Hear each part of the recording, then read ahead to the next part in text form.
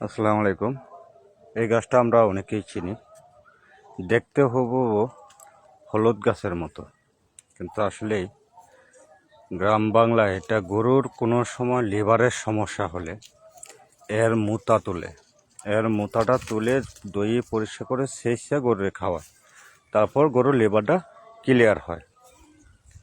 Actually এটা আসলে একটা লিভার টনিক গাছ, যার নাম হলো ফুড। এর আগে আমি কিছু লেখা দিয়েছিলাম আপনাদেরকে, হয়তো অনেকেই দেখছেন, এবং যে যেখানে আছেন ইনশাল্লাহ লাইফে যারা যারা যুক্ত আছেন ইনশাল্লাহ তারা সবাই শেয়ার করবেন। এটা আসলে একটা লিভার টনিক হিসাবে, এটা খাওয়ার নিয়মটা বলি আপনাদেরকে। এটা মোতাটা উড়াবেন, শুধু এই অংশটুকু লবেন, লইয়া তারপরে কি করবেন,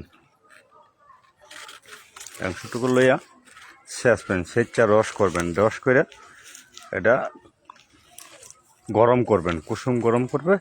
তারপর লিভারের কোনো ধরনের কোনো সমস্যা হলে ইনশাল্লাহ খাবেন 1 চামচ করে।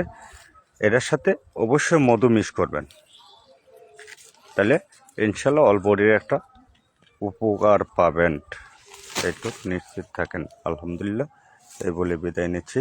আসসালামু আলাইকুম ওয়া রাহমাতুল্লাহি ওয়া বারাকাতুহু।